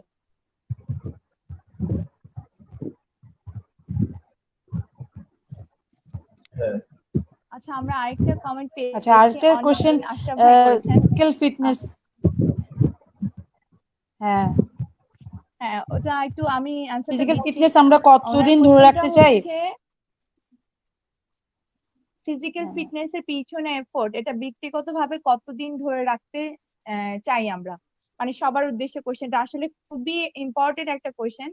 কারণ আমি নিজে এটা অনেক ফেস করেছি, যখন আমি কোনো স্টুডেন্টকে ক্লাস নিতে যাই দেখি, হুম, মানে এটা মানে কিছুদিনের জন্য যখনই ওয়েটটা কমে যায় তখন তারা ক্লাস নেওয়া স্টপ করে দেয়, রুটিন ফলো করা স্টপ করে দেয়। কারণ এটা খুবই ইম্পর্টেন্ট, এটা আমরা ভুলে যাই যে রেগুলার আমাদের খাওয়া দাওয়া, প্রতিনিয়ত রেগুলার যে কাজগুলো করছি এটার মতো এক্সারসাইজটা রেগুলার করাটা খুবই খুবই ইম্পর্টেন্ট। কারণ এটা বডির একটা পার্ট, এটা আপনাকে করতেই হবে। আপনি যদি সুস্থ থাকতে চান তাহলে আপনাকে এক্সারসাইজ রেগুলারলি করতে হবে। এবং ডায়েট ফলো করা, ফিজিক্যালি ফিট থাকার জন্য আপনি রান করতে পারেন, সাইকেল বা ফ্রি হ্যান্ড এক্সারসাইজ, যেটা দিয়ে আপনি করতে চান, কিন্তু করতে হবে। এটা বাধ্যতামূলক, আসলে এর উপরে কিছু নাই। বয়স যখন একটু বেশি হয়ে যায় বা আমরা যখন দেখি অনেক বেশি রোগে আক্রান্ত হয়ে যাচ্ছে, তখন ফিল করি যে না, এখন যদি একটু আগের মতো একটু বডিটাকে ধরে রাখতে পারতাম। কিন্তু আসলে এটা অনেকদিন ধরে যদি না করা যায় তাহলে হয় না। আমি আমার লাস্ট ইয়েতে আড্ডায় এসেছিলেন নিপেন দা, ওনার একটু কথাটা আমার না বললে মনে হচ্ছে ভুল হয়ে যাবে। উনি 10 বছর বয়স থেকে যোগা করছেন, উনি আমাদের জন্য একটা বড় উদাহরণ। 68 এজ ওনার, উনি 65-এ রান শুরু করেছেন। আমি মনে করি অনেক ইয়াং ও ওনার মতো এই মানে অ্যাবিলিটিতে রান করতে পারবে না। উনি যেই টাইমিং এ করছে শুধুমাত্র কিন্তু ফিটনেস এর জন্য, উনি sure. ফিটনেসটা রেগুলার মেনটেন করেন, এই জন্যই পসিবল। সো আমি সবার উদ্দেশ্যে বলছি, আপনারা সবাই প্লিজ ফিটনেসটাকে মেনটেন করার চেষ্টা করেন।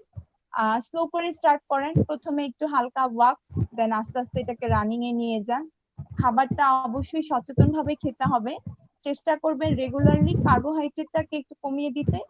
আর বাকি কথা ইনশাল্লাহ আরো আলাপ হতে থাকবে, আমি পরবর্তীতে আবার বলে দিব। আমি পার্সোনাল আবার একটু এক্সপিরিয়েন্স দিয়ে যদি অনেক ভাইয়ার ভাইয়ের কাছে এটা আসছিলাম। আনসারটা একটু বলি, পার্সোনাল এক্সপিরিয়েন্স দিয়ে আমার বডি ওয়েট 2014 সাল আচ্ছা পর্যন্ত আচ্ছা ছিল হচ্ছে 65, 67 এর বেশি আমার কখনই বাড়তো না। 14 পরে আমি কিছুদিনের জন্য একটু অফ যাই, মানে ক্রিকেট অফ হয়ে যায়, প্লাস সাইক্লিং সাইক্লিং অফ থাকে বিভিন্ন কারণে।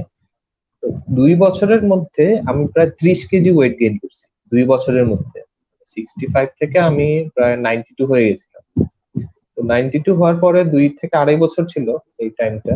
17 শেষে যখন বললাম যে আমরা রানিংটা শুরু করেছি, আসলে ওই রানিং যখন শুরু করলাম তখন গিয়ে ইউটিলাইজেশনটা আসছে যে এটা পসিবল না, এত ওয়েট নিয়ে কোনো ধরনের একে তো অ্যাক্টিভিটি করা পসিবলই না, সেকেন্ড হচ্ছে আমি বেশি দিন বাঁচবো না। আমার শ্বাসের এমন একটা প্রবলেম হয়েছিল, ওই দিন সেলফ ইউটিলাইজেশন আসছে যে এটা হবে না। তো 2017 পরে কিন্তু আমি ওই জায়গাতেই আছি, আস্তে আস্তে পিছনের দিকে নামছি, আর বেশি বাড়ি নেই। তখন ব্যাডমিন্টনও খেলেছি দোলার সাথে কিছুদিন। তো অনেক মানুষ আছে যখন ওয়েট বাড়ে তখন এটা খেয়াল করে না, বাড়তে বাড়তে এইজটা যখন হয়ে যায় 40+ বা 50, তখন গিয়ে হচ্ছে ডায়াবেটিস প্লাস আদার্স রোগ চলে আসে। তো আমি আলহামদুলিল্লাহ এখন পর্যন্ত ডায়াবেটিস জাতীয় কোনো ধরনের সমস্যা এখনো ভুগি নাই। ইউরিনেশনটা এত তাড়াতাড়ি আসছে দেখেই এখন চেষ্টা করছি ফিট থাকার। তো অনেক ভাইয়ের সরাসরি আনসার যদি দেই তাহলে ভাইয়া আমরা এখন সচেতন হয়ে গেছি, ইনশাল্লাহ পুরো লাইফ টাইমই ধরে রাখার চেষ্টা থাকবে। আর যদি ইন্সপিরেশন হিসেবে হয় তাহলে অবশ্যই এখানে নিবেন না, তার ওই এজ পর্যন্ত অ্যাটলিস্ট যদি বেঁচে থাকতে পারি ওইভাবে, এটাই এনাফ।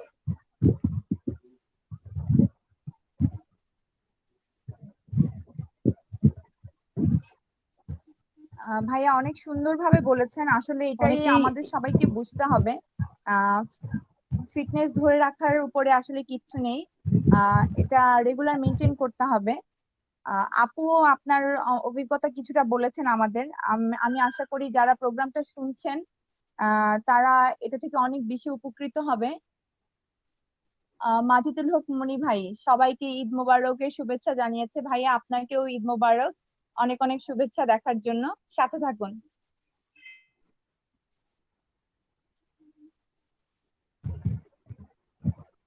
আচ্ছা, আমাদের সিলেটের হ্যাঁ দোলা চ্যাম্পিয়ন আপু। প্রশান্ত দা দেখছেন আমাদের লাইভ, আমি দেখতে পারলাম। প্রশান্ত দা ও যদি কমেন্ট প্রশান্ত করতো দাকে কিছু তো একটা। অনেক মিস করি দাদা। হ্যাঁ, গতদিনের লাইভে ওনাকে মিস করেছি। দাদা ইনশাল্লাহ, হ্যাঁ হ্যাঁ দাদা ইনশাল্লাহ নেক্সট একটু প্রোগ্রামে আসবেন অবশ্যই। দাদা এখনো যে জায়গায় আছেন নেটওয়ার্কের খুবই প্রবলেম, দাদা নেটওয়ার্কের মধ্যে আসলে আমাকে জানাবেন আহ, বলেছেন। অনেকদিন আসলে এবং আরেকটা কমেন্টস করেছেন, ওনার সম্পর্কে একটু জীবনের বলে নেই। শেষ দিন প্রশান্ত দা পর্যন্ত দৌড়াবো ইনশাল্লাহ, এটাই হোক শপথ সবার। অনেক অনেক ধন্যবাদ ভাইয়া এত বড় একটা কথা বলার জন্য, এবং আশা করি সবাই এটা ফলো করবে, সবার শপথ এটাই হওয়া উচিত। আমরা ইনশাল্লাহ বেঁচে থাকতে হলে এর করণীয় আর কিছু নেই, নিজেকে সুস্থ রাখতে হবে এবং সুস্থভাবেই বাঁচতে হবে।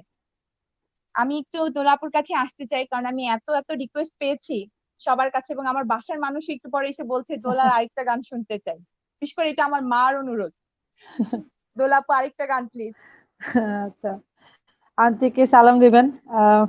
আন্টি কি ধরনের গান শুনতে পছন্দ করেন? আন্টি গানের ফ্যান আপনি, যেটাই এখন আধুনিক শোনান তাহলে। আচ্ছা, তাহলে করছি। আমার আমার খুব পছন্দের শিল্পী সামিনা চৌধুরী, ওনার একটি গান করছি। একটু সময় নিয়ে নিচ্ছি আমি লিরিক্সটা বের করার। আচ্ছা, এর আগে আমি একটু বলে নিই, ওই যে প্রশান্ত দার নাম আসলে প্রশান্ত দা সেটা আমার কখনোই মনে থাকে না। আমি ওনাকে ক্যারকাটা ভাই হিসেবেই খুব সবসময় আরিফকে বলি। তো এবার ঢাকা হাফে উনাকে আমি ফলো করি। উনি যেরকম 45 মিনিটসের একটা পেসার নিয়ে দৌড়াচ্ছিলেন, তো ওটার পেছনেই আমি থাকি। বাট আলটিমেটলি লাস্ট কিলোতে গিয়ে আমি আসলে মিস করে যাই। লাস্ট কিলো না, 1.5 কিলোর আগে। তো আমার খুবই, মানে উনার সাথে যতটুকু সময় রান করেছিলাম খুবই ভালো লাগছিল আর কি, যে ওনারা আসলে অনেক পজিটিভ, এবং পজিটিভ বলেই ওনারা আসলে এতগুলো মানুষের আইডল। আচ্ছা, সো আমি যে গানটি করছি খুব খুব অল্পটাই মনে আছে। যদি আমি এর মধ্যে লিরিক্সটা ডাউনলোড করে নিতে পারি আমি পুরোটাই শোনাবো। আমি শুরু করছি। এটা আমি আন্টিকে ডেডিকেট করছি, নদিয়াপুর মাকে।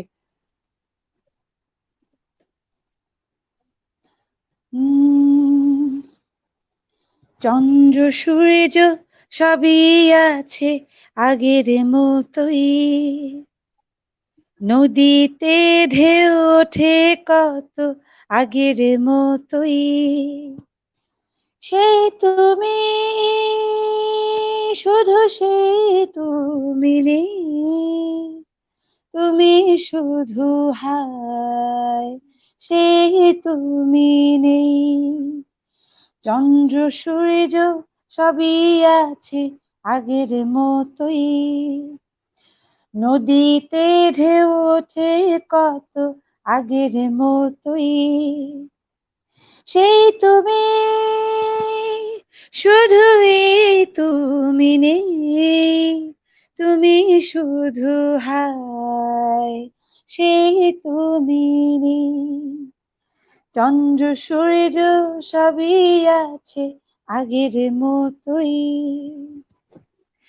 পৃথিবী হাজার বদলে হোক, ভেবেছি বদলাবে না তোমার দুটি চোখ, পৃথিবী হাজার বদলে হোক, ভেবেছি বদলাবে না তোমার দুটি চোখ, পৃথিবী তো চলছে ঠিকই তারই নিয়মে, তুমি শুধু হায় সেই তুমি নেই, চন্দ্র সূর্য সবই আছে আগের মতোই, নদীতে ঢেউ ওঠে কত আগের মতোই, এই তুমি শুধু সেই তুমি নেই, তুমি শুধু হায়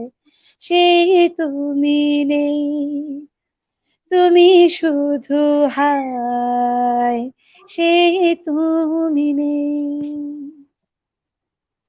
থ্যাংক ইউ।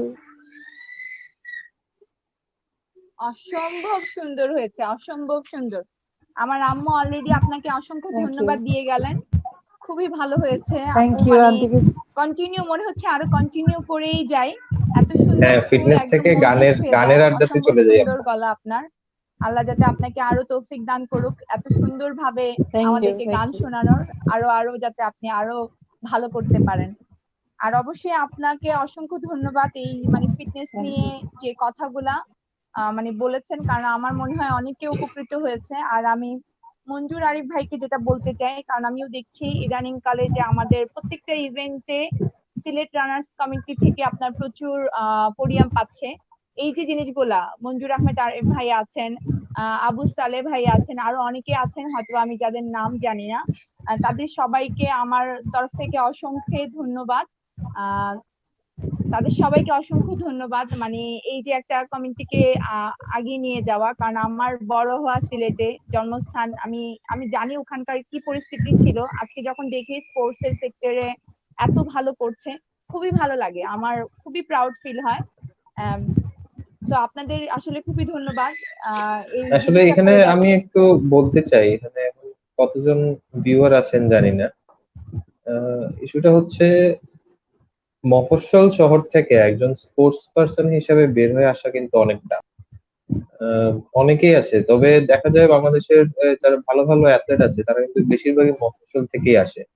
শহরে যেটা হয়, শহরে হচ্ছে স্পোর্টস এর অনেক ফ্যাসিলিটিস থাকে, অনেক একাডেমি থাকে, অনেক ধরনের সুযোগ সুবিধা আছে। যেমন আমরা যদি জাস্ট রানিং এ যদি দেখি, ঢাকায় হচ্ছে চন্দ্রিমাতেও ইভেন্ট হচ্ছে, আহ, বিভিন্ন ধরনের গ্রুপ আছে, মিরপুর রানার্স ওনারাও ভালো করছে, আহ, রমনা রানার্সরাও ভালো কাজ করছে। সবচেয়ে যেটা না বললেই না, এটা হচ্ছে অভিযাত্রী, বর্তমানে হচ্ছে আলপস। এই যে একটা প্রফেশনাল লেভেলে ওরা ট্রেনিংটা পাচ্ছে ঢাকায় যারা অবস্থান করছে। বিকেএসপি ধরেন, বিকেএসপি তে অনেক ধরনের ভালো ট্রেনিং হচ্ছে, কিন্তু মফস্বল এলাকাগুলোতে কিন্তু এই ধরনের ট্রেনিং বা এই মানুষগুলোকে তুলে আনার একটা ফোকাসে আনার কোন ধরনের সুযোগ নাই। এখন ট্যালেন্ট আসলে কোথায় আছে এটা তো কেউই বলতে পারে না। এই জিনিসটাকে ট্যালেন্টটাকে খুঁজে নিতে হয়। যার ট্যালেন্ট আছে সে ট্যালেন্টটাকে কাজে লাগাবে। আর কিছু মানুষ থাকবে যারা হচ্ছে ট্যালেন্টটাকে খুঁজে নিতে হবে। এখন বাংলাদেশে ক্রিকেট ব্যতীত বড়জোর ফুটবলে হচ্ছে ট্যালেন্টটা খোঁজা হয়। ফুটবলে ট্যালেন্ট হান্ট হয়, cricket talent hunt, pacer hunt হচ্ছে। কিন্তু এই যে রানিং এ দেখেন, রানিং এ কিন্তু অনেক ভালো ভালো আছে। আমাদের মনসুরের কথা অবশ্যই আমি মেনশন করতে হবে। মোহাম্মদ মনসুর আহমেদ শ্রীমঙ্গলের, ও এত ফাস্ট, কিন্তু ও প্রপার ফুডিংটা জানে না, কিভাবে ফুডিংটা ওর মেনটেন করবে বা রেসের ক্ষেত্রে কি ধরনের ইয়েটা করবে, ট্রেনিংটা কিভাবে করবে। আমাদের কমল কৃষ্ণ রয় দাদা ওকে কিছুদিন ট্রেনিং দিয়েছেন, দাদা এখন সম্ভবত কন্টিনিউ করতে পারছেন না। কিন্তু আমার মনে হয় এই ছেলেটা যদি একটু ভালো কোনো একটা ট্রেনিং সেন্টারে যেতে পারতো, ও ন্যাশনালি ভালো কিছু একটা করতে পারতো। কিন্তু এই যে আপনি মফস্বলে থেকে কিন্তু এটা কখনোই আশা করতে পারবেন না। তো আমাদের মেইন মোটিভটাই হচ্ছে সিলেটে যারা রানিং এ আছে, যারা ফিমেল হোক বা মেল হোক, এই মানুষদেরকে একটা প্ল্যাটফর্মে এনে এই মানুষদেরকে সুযোগ করে দেয়া যে আপনারা চাইলে রানিং এ কিছু একটা করতে পারেন। আপনারা আসুন, আপনাদের জন্য অনেক ধরনের ইভেন্টের ব্যবস্থা আছে, আপনাদের মন ভালো থাকবে এখানে। আহ, স্বাস্থ্য সচেতন করার আসলে মেইন চেষ্টাটা আমাদের। কারণ সিলেটে যতই গাড়ি ঘোড়া চলুক, যতই বিভাগীয় শহর হোক, সিলেট কিন্তু এখনো মফস্বল। ঢাকা ঢাকাই, আমরা যারা ঢাকার বাইরে থাকি তারা এটা সবসময় মানি। ঢাকায় ঢাকায় ঢাকায় অপরচুনিটির অভাব নেই। তো আমাদের এখানে অপরচুনিটি ক্রিয়েট করতে হয়। আহ, আমি জাস্ট ফিনান্সিয়াল কথা দিয়ে যদি বলি, আহ, আমি পার্সোনালি ঢাকা হাফে যখন যাই, একেবারে মিনিমাম যদি আমি কস্ট হিসাব করি, তাহলে হচ্ছে আমার মিনিমাম 2 থেকে 2200 টাকার মতো আমার খরচ হয় ঢাকায় গেলে। কিন্তু সিলেটে অনেক মানুষ আছে এরকম, সিলেট না, আমি যে সিলেট দিয়ে এক্সাম্পল জাস্ট দিচ্ছি, অনেক মানুষ আছে কিন্তু পুরো মাসে 2000 টাকা পায় না খরচ করার জন্য, কিন্তু একটা ইভেন্টে ওর 2000 টাকা চলে যাচ্ছে। তো আমরা যারা ঢাকার বাইরে আছি, যারা মেইন স্ট্রিমে না, তারা, তাদের ক্ষেত্রে আমার অ্যাডভাইস থাকবে বা আমার অনুরোধ থাকবে, আপনারা লোকালি ইভেন্টের ব্যবস্থা করেন। ওইখানে ঢাকার বা অন্য সব মানুষকে আনার দরকার নেই, আপনাদের নিজেরা যে ইভেন্ট গুলা করতে পারেন, ছোটখাটো 100 টাকা এন্ট্রি ফি দেন, অথবা কোনো গণ্যমান্য ব্যক্তিদের থেকে আপনারা ডোনেশন নেন, নিয়ে আপনারা নিজেরা ইভেন্ট গুলো করেন। তখন হবে কি, আমাদের পুরা দেশের প্রতিটা জেলায়, প্রতিটা উপজেলায় হচ্ছে বিভিন্ন অ্যাথলেট বেরোয় আসবে। এরা একটা সুযোগ পাবে। একটা ইভেন্ট ব্যতীত কোনোভাবেই অ্যাথলেট বের করা পসিবল না। এত ধৈর্য সব মানুষের মধ্যে নাই। এগুলা এক্সাম্পল 1-2 জন মানুষ থাকে যে সারা জীবন প্র্যাকটিস করে যাবে, কিন্তু ইভেন্টে যদি ওই প্র্যাকটিসটাই রিফ্লেক্ট করতে না পারে, এই মোটিভেশন গুলা বেশি দিন থাকে না। তো বাংলাদেশের স্পোর্টস এর উন্নয়নের ক্ষেত্রে আমার মতে সবার সবার এগিয়ে আসা উচিত, সব সব জায়গায় ইভেন্ট করা উচিত।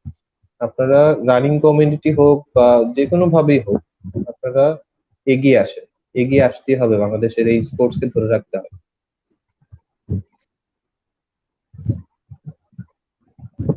আমার হোস্ট কই?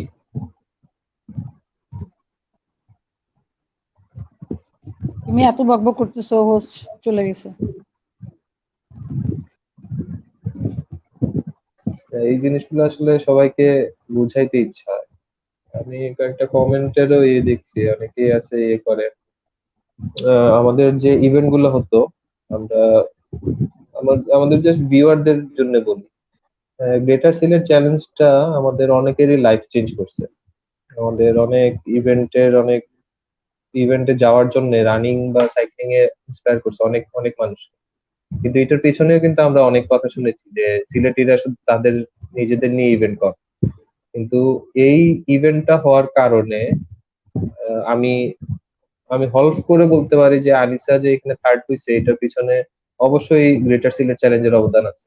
কারণ এই ইভেন্ট না হলে ও এই নিজেকে চেনার জন্য যে একটা আগ্রহ তৈরি হয়, বা মনসুর মনসুর আমাদের ইভেন্টে প্রথম পার্টিসিপেট করে, ইভেন্টে যে যেতে হয় এই জিনিসটা কিন্তু ও জানতো না, বুঝতো না। তো ইভেন্টের অবশ্যই প্রয়োজন আছে, লোকালি হোক, ইন্টারন্যাশনালি হোক, ন্যাশনালি হোক, ইভেন্ট হোক।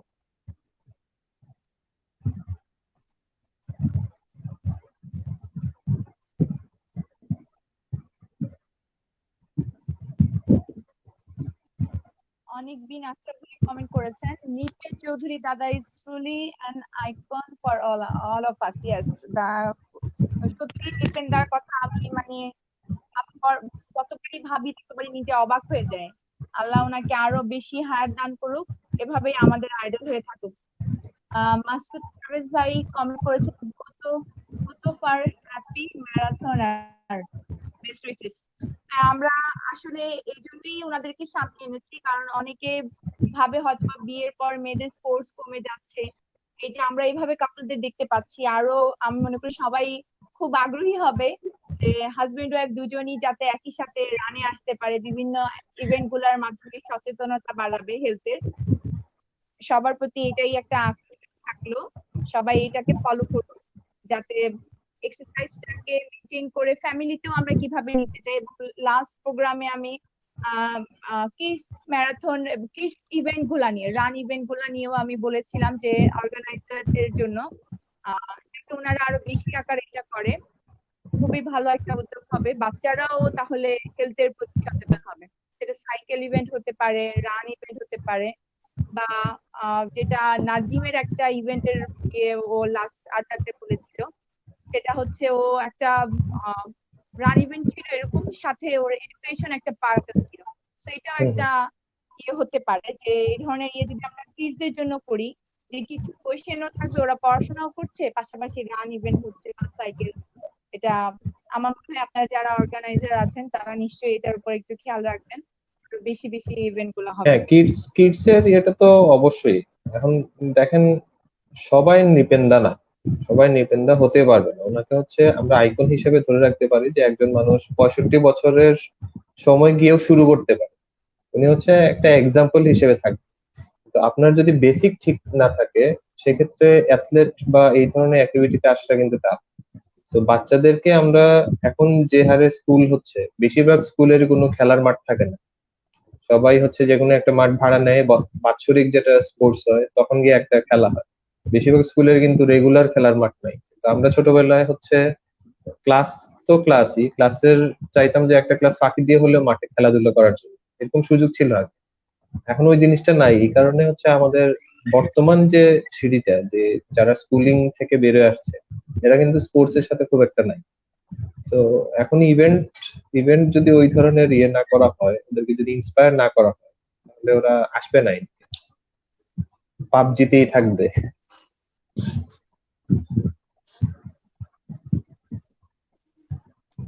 না, আমার কথা শেষ, ধন্যবাদ এখন ভাইয়া। এই বিষয়টা স্ক্রিনে আসলে দরকার আমাদের নেই। সবাইকে একটু,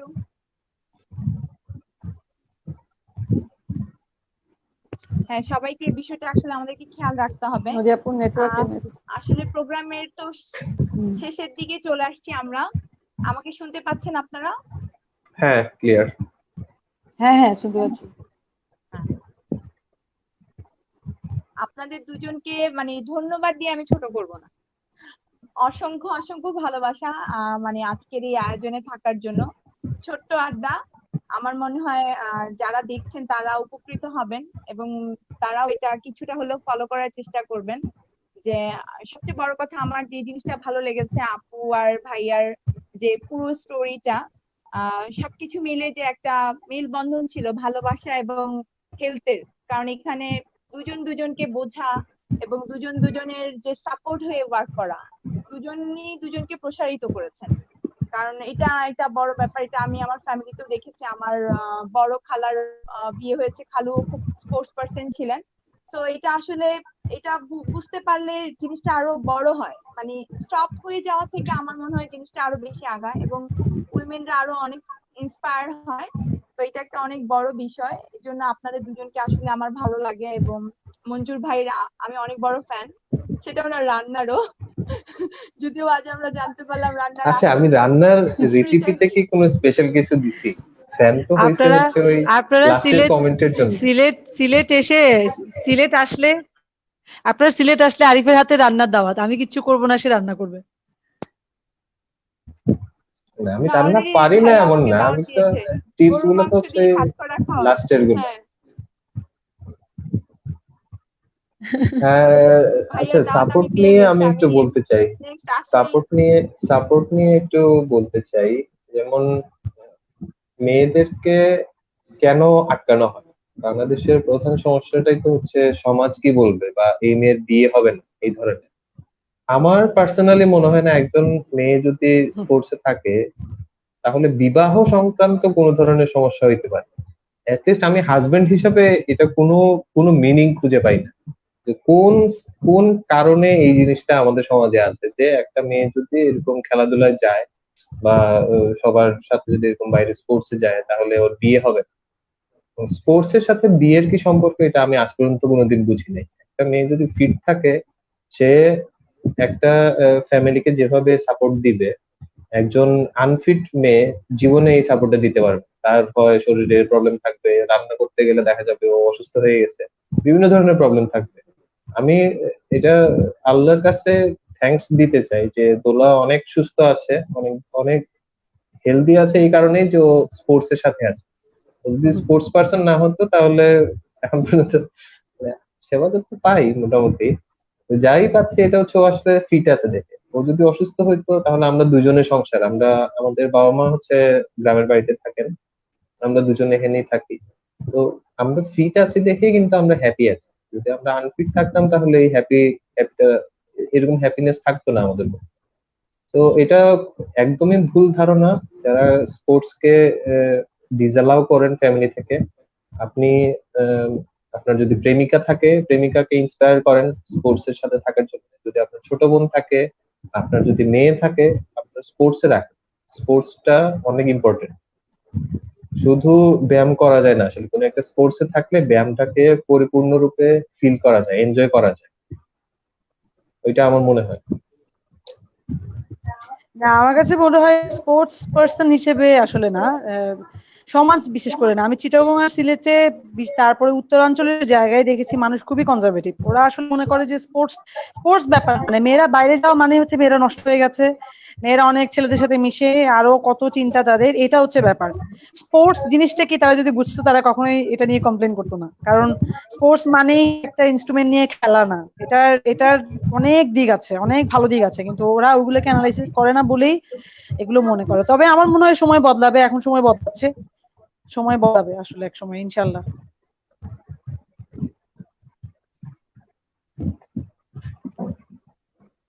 অসংখ্য ধন্যবাদ। আপনাদের দুজনের কথা শুনলাম, আমার মনে হয় দর্শক যারা আছেন তারাও শুনছেন, তারাও জিনিসটাকে উপলব্ধি করবেন অনেক বেশি বেশি, যে আসলে আমাদের জন্য স্পোর্টস এবং ফিজিক্যাল অ্যাক্টিভিটিটা কি পরিমাণে দরকার এবং কতটা হেল্পফুল। আপনাদের মতো সুখী কাপলকে দেখলে ওরা বুঝতে পারবে যে আসলেই এটা কতটা প্রয়োজন।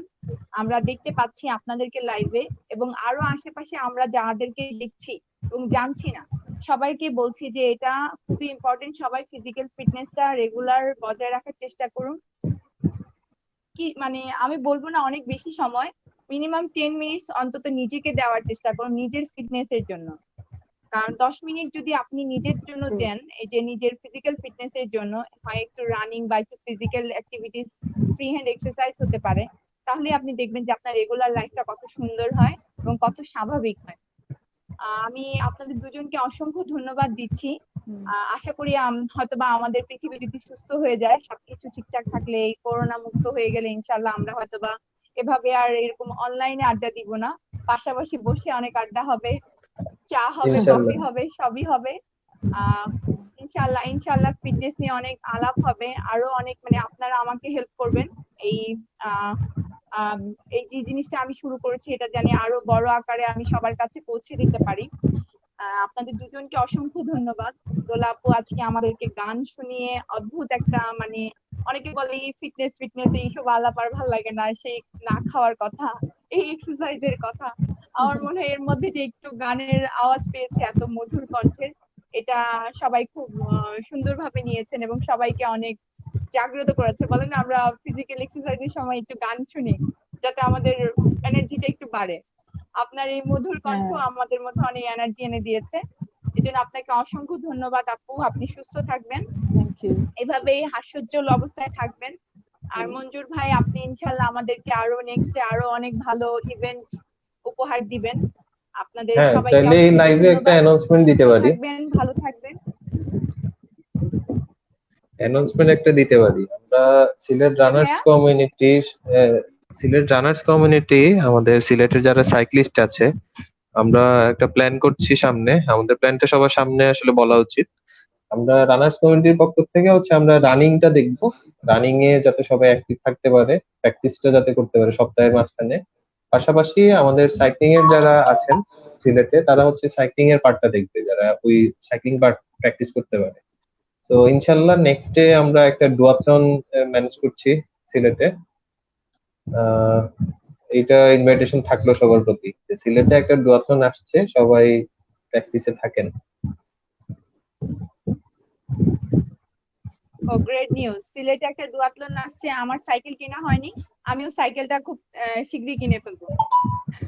খুবই গ্রেট নিউজ এটা। যারা শুনছেন সবার উদ্দেশ্যে বলা, সিলেট সবকিছু সুস্থ হয়ে গেলে ইনশাল্লাহ Sylhet runners committee and cyclist committee মিলে ওরা ডুয়াথলন প্ল্যান করছে। যারা যারা সাইকেল কিনা হয়নি আমার মতো, সবাই সাইকেল কিনে ফেলুন, প্র্যাকটিস শুরু করে দেন। আর আবারও সবাইকে ধন্যবাদ, যারা দর্শক আছেন তাদের সবার উদ্দেশ্যে অসংখ্য অসংখ্য ভালোবাসা এভাবে সাপোর্ট করার জন্য। সবাইকে সাথে থাকার জন্য অসংখ্য ধন্যবাদ। সবাই সুস্থ থাকবেন, আমার জন্য দোয়া করবেন, আমাদের সবার জন্য দোয়া করবেন, যাতে আমরা আবার সুস্থ পরিবেশে ফিরে আসি, আবার জানে রান করতে পারি, রাস্তায় যে মাঠে যে সুইমিং পুলে সুইমিং করতে পারি। খুব মিস করছি এই পরিবেশটাকে, কারণ লকডাউনে এক্সারসাইজ আর ভালো লাগছে না সত্যি। তো সবাই সুস্থ থাকবেন। আপনাদের দুজনকে অসংখ্য ধন্যবাদ। আপু ভাইয়া ধন্যবাদ নদীয়া হাব থেকে। Thank you. Thank you.